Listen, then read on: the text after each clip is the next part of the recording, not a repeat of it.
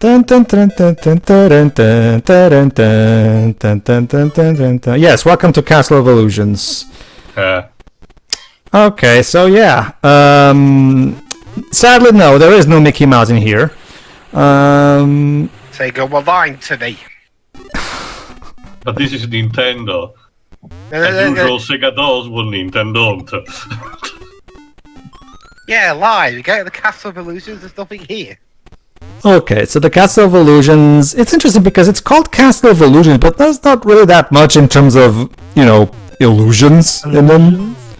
Was that remake good? Yes, it was actually. It was the only thing that there was some unfortunate timing because the studio made it, Sega Australia, was planning on doing something more, like say, I think it was in the plans like a remake of World of Illusion and at least Quackshot, but it was the time. It was the time where Sega was having financial troubles and thus we shut down the entire studio. Yep. It's just weird that, like, in 2013, Sega and Capcom remade a beloved Disney classic, and you think, okay, you gotta remake more? And, like, no. Now, at least in Capcom's case, they only had the license to do that one. Like, I thought they would do DuckTales 2. DuckTales 2, isn't that just kind of more of the same? Well, that's the thing, if you have the assets, might as well, Well, it's like, that's the thing, technically, apparently they do have still the way to move, because when they released the Disney Afternoon Collection, which has all those old NES games that they made back in the day, DuckTales 2 was included. So yeah, but I was like, I thought they would remake it in the same way. Well, trust me, I would love a way forward remake of DuckTales 2 as well, but or Blackshot. I mean, but then again, Alan Young. I think Alan Young died pretty much right after the release of the remake. Didn't he? He died in 2017. Oh right, 2016. Okay. Oh, okay then. I guess then that was time indeed. All right then, never mind. 2016, yeah. Yeah, because he died around the time the DuckTales reboot happened. All right then.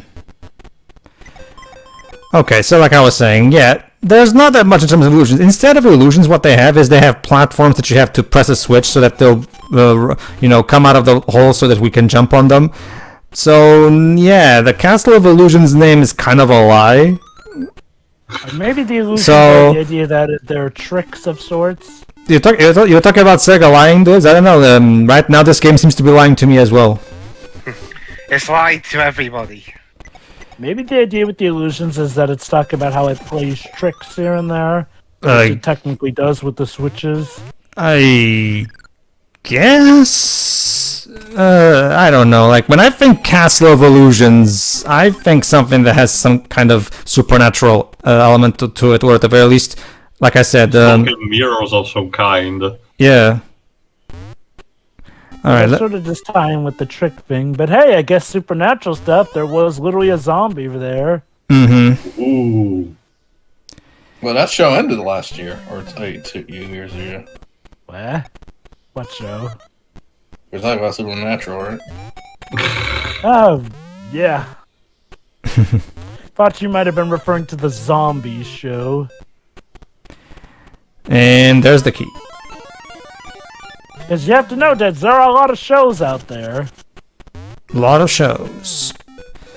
Yeah, yeah, there are a lot of shows, and somehow people say there's nothing to watch.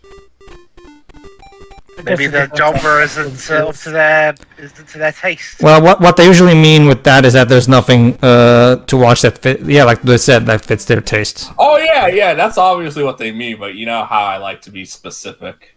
There's nothing. I always like to say there's nothing out there for me instead. There's something to watch because it's vague. It's more like pedantic, Daddy. You choose the wrong word. No, it's not being pedantic. I'm being specific. What's the difference? Plenty. I mean, you never gave any specific ones. Because some things people say are vague, and it's like, wait, what are you talking about? and they automatically assume you know what they mean. Pedantic is just trying to start a conversation and being a smartass. Welcome to SCWRM Comms, everybody. I'm glad that you outed yourself. I mean, what?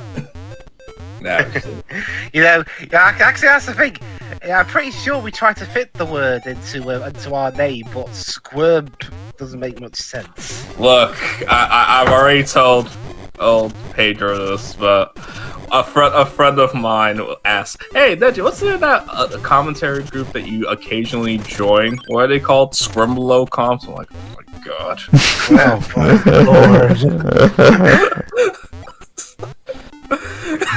Oh, Lord.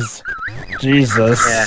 We actually did name ourselves. I look forward to inevitably paying a visit to Blue Ball Comms. Look. None of y'all are scrimblows. Maybe that one cat, but yeah. I don't even know what a scrimblow is. Sonic Power up. Basically, overly cartoony let's franchise. see what we have here. Mascot franchise. Let's see.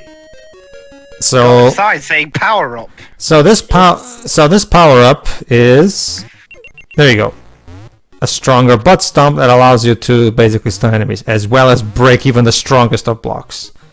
Amazing. Which should be put to use in the Citaro Rocks level and the West Crater.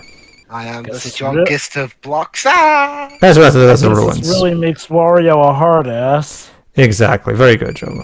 And the Peaceful Village as well. It's hard. Okay. Alright then. Let's check it out. People always call me a hard ass before I smush their face with my ass. Alright, to the Peaceful Village. Alright, so We're going to save menu. No, I wanted to check which treasures are still up, because I forgot to do so before going into the stage. Basically... That's a bit of detail as well, making it like a parachute if the thing they're on gets knocked down. Basically. There you go. Alright, that's okay. Don't worry, that's just okay. Yeah. To get back to the previous topic, no, it's one of those cases where from the previous part, it's just like, no, it does frustrate me actually as a Zelda fan that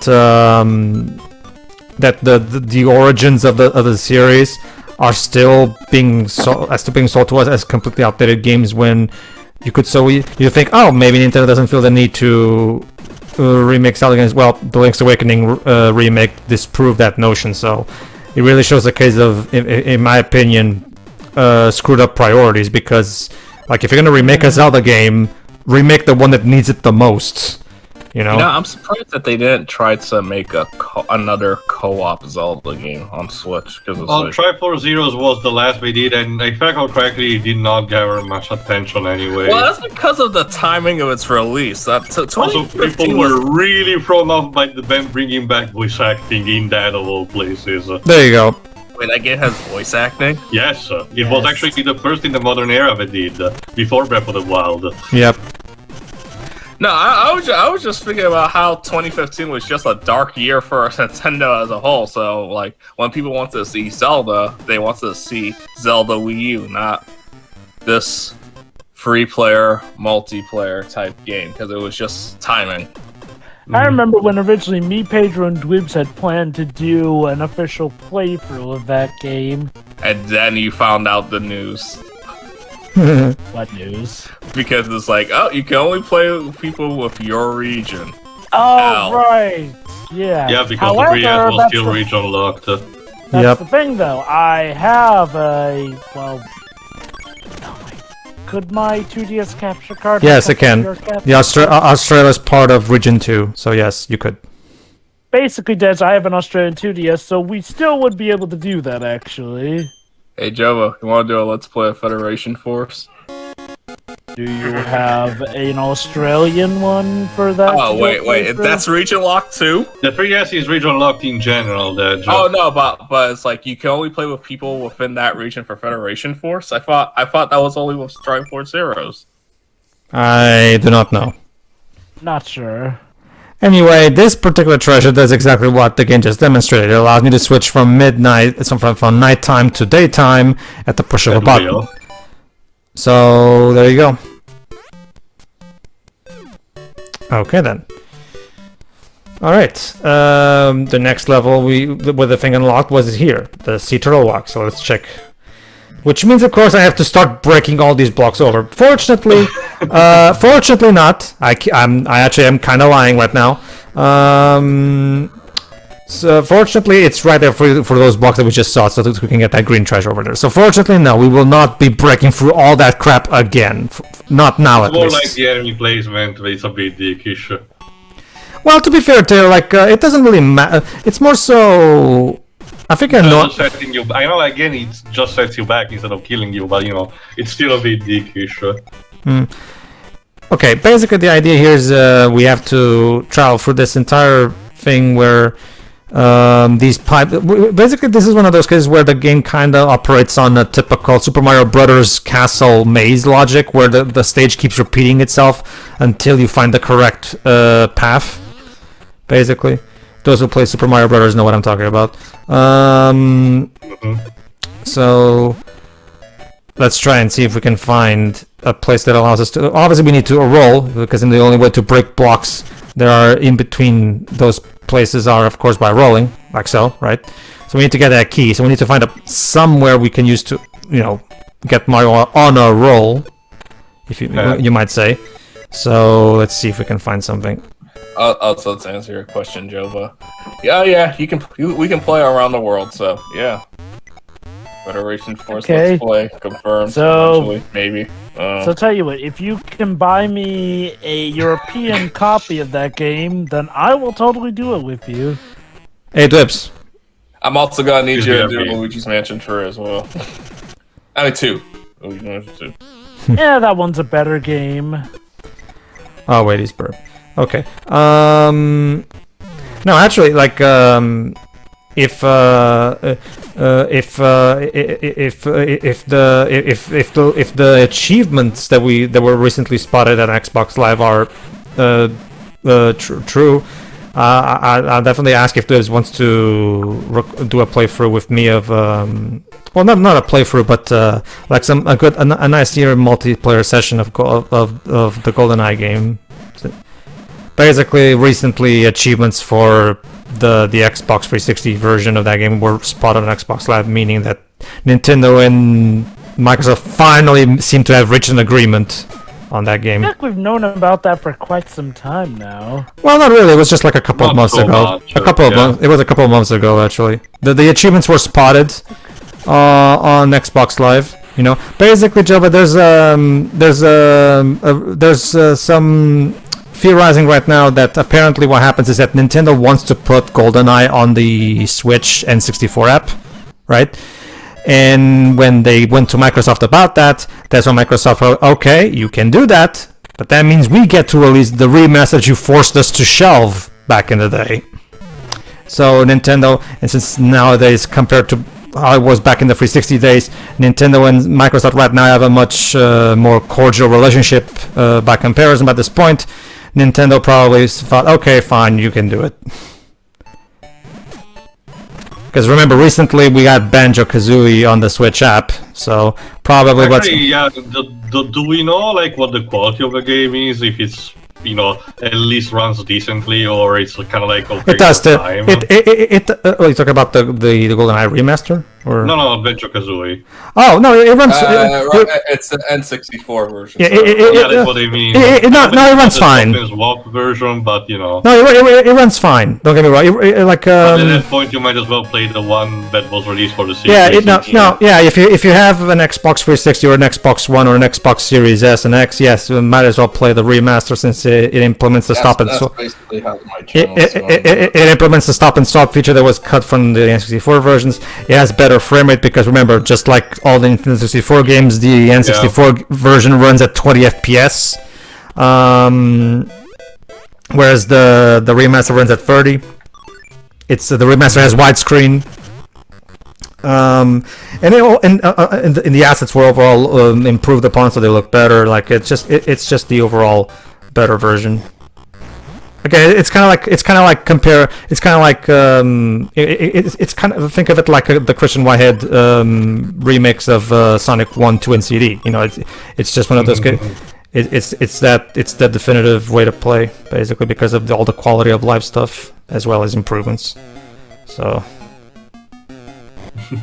all right, let's try this again.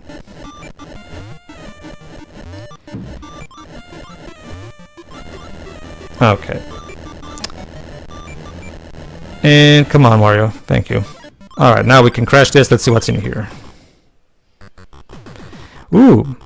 Little card thingy. But before we take it... Oh, actually, never mind. I'll do it right now. Alright, here we go. Basically, just make sure you don't get burned. That's basically it. Yeah. There you go. Now you go through here, because if you keep going on the... Oh, crap. Fortunately, you can jump back in here. There you go, see? It kind of feels like an old NES Mega Man style of obstacle. Yeah. Unfortunately, I don't have... Yeah, unfortunately, I don't have the red key with me, so I guess we'll have to... Burning hell, Wario. But all I did was to get the key! Alright. Gotta go through some tribulations to get them prizes. Alright, so let's see if we can find the key. So it was Wario that sabotaged that bridge in Trials and Tribulations that Phoenix was on. Because Phoenix sent that line to Wario all those years ago, and he took revenge by cutting the bridge. Sure. You might think that's a bit excessive. Someone insults you, so I'm going to cut the bridge on and hope you die. But it's Wario. Alright, so that's the gray key. We already got the gray treasure, so that's a no-go. Let's see, where else can we find the red key? Maybe Dweebs, that's more of a matter of morality not morality, but little physical perspective. Wario, is a being that is accustomed to not properly die at this point. So when he encounters other beings, he just tries to treat them on the same level, but only then later realizes they can actually die. Like Wario could. Here, try being set on fire. It's fun. That begs the question, Tail. What kind of being is Wario exactly? The same thing as Mario. He said Mario is human. That's what the game classifies. So. Well, considering the pointy ears, yeah, I guess it's something different. Mind you, according to the Nintendo DS, Yoshi's Island, it's still maybe Wario will still deliver alongside the others. Okay. Here's the thing: Wario is still a human. He's just a mutated human. Mm-hmm. You'll see. And he's a lot more gorilla-like too. You see, I was created by Mr. Hiroji Kiyotaki. And he borrowed some of the Immortals' immortality genes and planted them into me as he designed me. Alright, here we go. Okay. And that's how I can do all this and not break a sweat. Brilliant. Meanwhile, that wussy Wario dies in one touch. Alright. Now we have the right... Get the... Excuse me, get... Pardon? Get down there. At least you did not soft-locked. Nah. No, that game doesn't have any kind of polish issues. It's fine. Ring? I mean, a Game Boy game in 2000. You'd be surprised, Web. Some of the really bad third-party ones. You can soft-lock yourself in Pokemon if you're not careful, Dweebs. Yep. Well, I haven't. I mean, just the first gen. The second one introduced enough quality of improvement that allow you to, still, get away with it. The dog video game came out in 2000 on the Game Boy Color, and that was. So what's this? A sword. A sword. Scimitar. Yeah, I cut Mario's hand off. Okay, there you go. And all that trouble for a treasure that does nothing. Well, maybe it will be useful later. It's a sword that can Yeah, stab we were talking Bowser. about Mickey Mouse. Maybe that's the phrase. It's a surprise tool that will be useful later. I'm actually surprised that it's not one of the treasures that you can use in the field, given how versatile a sword is in video games. Like cutting off tall grass or something. Yeah, basically. Now we seem to be in some ruins here. Mm-hmm. Oh no, not again. And so we watch as Wario ventures out through the ruins in his natural methodology of exploring. Yes, Jesus. my natural habitat. Walking around in blocks with moon crescents on them. Truly the most Indeed. terrifying sight. I see that every day. He's a natural predator of treasure. Basically, Technically. yeah. Yeah. How do you think I can afford a castle? He also preys on Well, the technically, well, actually, you wish. Mario is not innocent. Well, technically, you wished for that castle, but then again, you had to pay the genie to make you a castle. I don't even know what kind of genie is that. Besides, since in this world is being isekai completely, that is even out of the equation. And Besides, who said Mario was innocent? He isn't. He's the guy who tried to steal my stuff, so I stole his. Actually, he was about to say that you prey on innocent garlic. and now I am a Count Wario. Ha ha ha ha. Look, I can fly. Can Mario fly? No. Yes. Well, actually, Actually, you can. Yes. But there are plenty of power-ups that allow that, dude. Actually, Dej, or someone else, since someone with better knowledge of the WarioWare games, because it was introduced even as a mechanic in Smash Brawl. When did the Wario's humor started, evolving also into farts? It was okay. So, to my understanding, in Japan, Wario was always marketed as a fat and gross guy. It was just the Western marketing that tried to make him more macho. However, WarioWare specifically,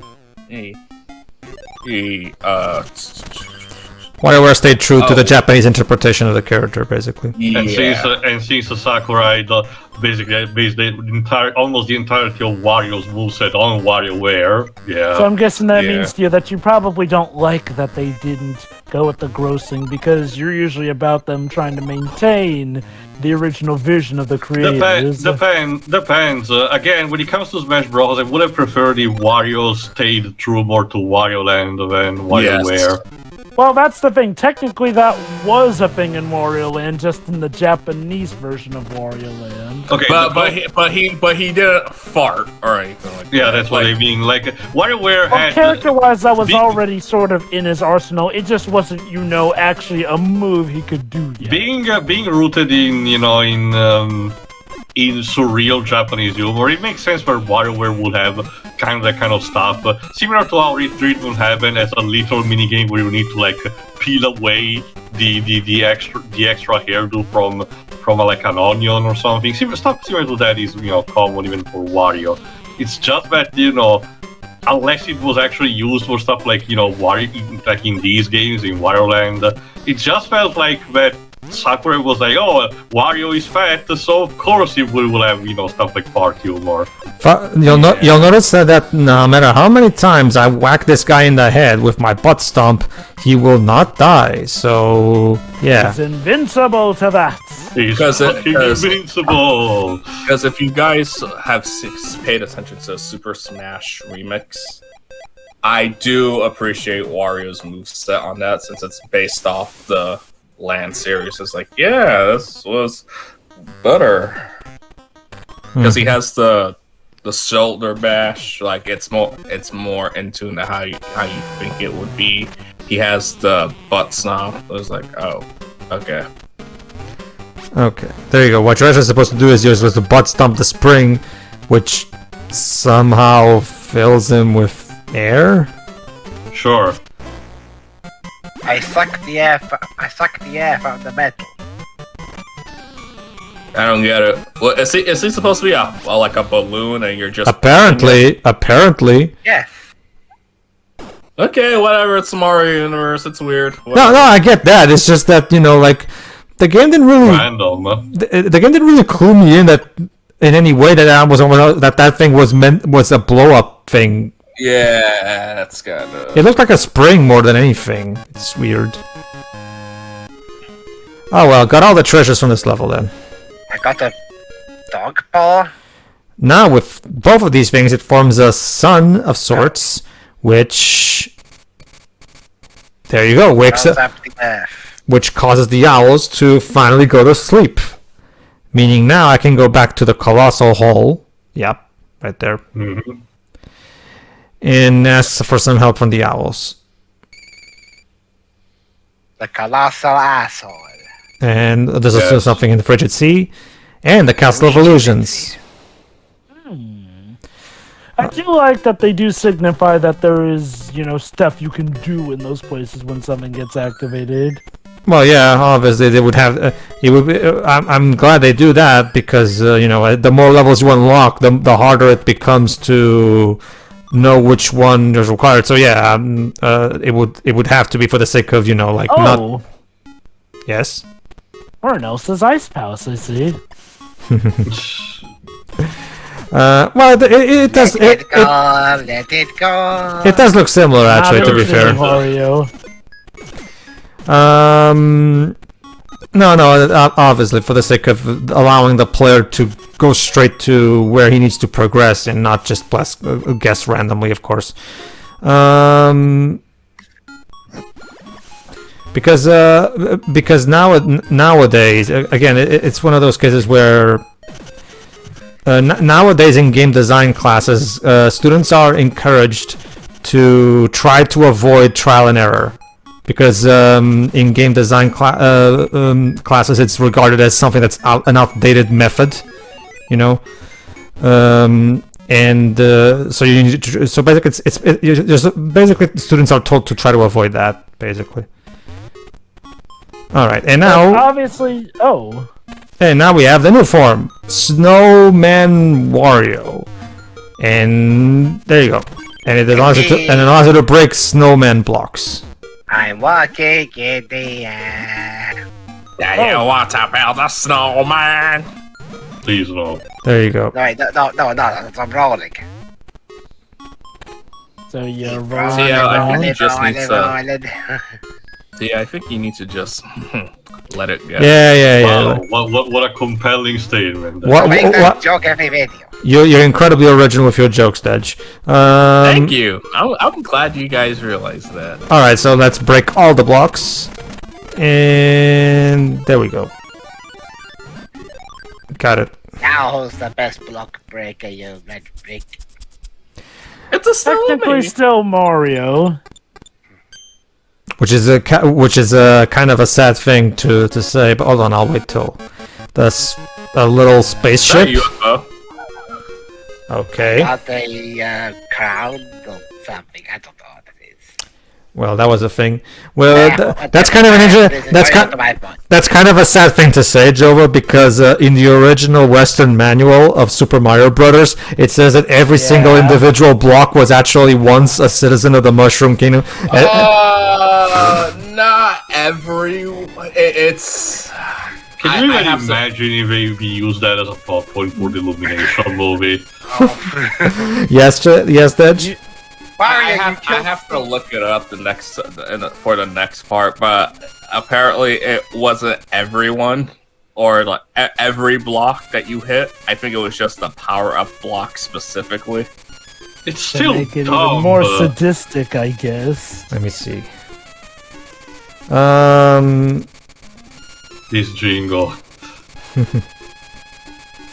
It's funny because in Mario Maker you can literally add the sounds of a man crying in pain for when you break blocks. Yeah, I can add that. Yeah, exactly. So you can continue the canon. Basically. Staying true to the source. Early installment weirdness. Yeah, that's gonna be the moral conundrum in the new Illumination movie. Yeah, Mario has blocks in his way. He needs to get past them to get to Bowser, but he feels like he can't do it because that block is actually his mother or something. Oh, here we go. He and Luigi's are gone. Here you go. Here's what the Japanese manual says, Edge, because it's only in the Japanese manual. One day, the Koopa tried large turtles invaded the peaceful kingdom of the mushroom people. They used their magic to transform all the mushroom people into things like rocks, bricks, and horsetail plants, thus causing the mushroom kingdom's downfall. So yeah, all the bricks that you're breaking in that game, they're citizens, according to the manual, right here. To think, Gavin was doing it the hard way. In fact, Johnny said in his review that he made back in the day, every time you break a block in Super Mario Brothers, you're killing someone. Talk about ludonarrative dissonance. So yeah, saying that Mario is still the bigger block breaker, Jova, basically you're kind of implying that Mario is a better villain than Wario is. So you think that the Illumination movie is gonna have a cuck arc? Wait. Have you seen the Great Mission to Rescue Princess Peach? No. Oh, that one! Yeah. So what, you think in this case Peach will actually be in love with Bowser this time? No, more like how she's been leading on, like, oh, she's in love with Mario, but it's like, actually, she has a fiance or a destiny. God, I hated that so much. Honestly, it's like I said at this point. Mario should just cut his losses with Peach and get back with Pauline. She's much better anyway, and hey, even the live-action Mario Brothers movie recognized that Pauline's the one for Mario anyway. Well, I mean, okay, that was the one thing that always confused me. For the main princess character, why did they pick Daisy? Why not Peach? They needed Luigi to have love interest. And Daisy is his love interest, though I will admit, and I guess to be fair, since it takes place mainly in Manhattan, it wouldn't have made sense for Peach Don't you to mean be... Dino Hatton? No. I love what this... No. Okay, look. When it comes to Mario and where Luigi lives... That's son. This son is annoying as fuck. It's Brooklyn. Brooklyn, yeah. Fucking asshole. I just like... Well, I guess Pedro prefers Lunana over Sogaleo. Well, hey, there's the... hey, Pedro, that's the that sucks. That's Sonic Lost World 3DS's inspiration. Maybe. That's the thing. That's the thing that if you come here during nighttime, it's a moon that's bothering you and also does your things. It doesn't burn you, but instead it incapacitates you for a few seconds. So the moon is also annoying as fuck in this game. That said, though, you need the sun to burn you to get the treasure, so... Guess he's just doing his job, partner. I guess. Alright. Yeah. What do we get? You know what's interesting about the Pegasus boots? What the hell? Yeah, Sure. What the hell are the Pegasus boots doing in this game? It left them behind. Yeah, that's an interesting thing. You know, of all countries that got the Mario film first on Blu-ray, it was ours. Although in our case, to be fair, the directors and the main star were British, so... Which is interesting. Anyway, the grasslands and the stagnant swamp are the ones where we'll be able to use this. Basically, yeah, and the Cave of Flames. Basically, what those boots do, it allows you to jump higher, basically. But yeah, just to finish here, I also love what they say here. Princess Peach is currently in the clutches of the Great Demon King Koopa. Wow. Miyamoto had a real thing for Demon Kings. I mean, because considering Ganon is also a Demon King. So... Sure, let's go with that. See ya. See ya. Bye.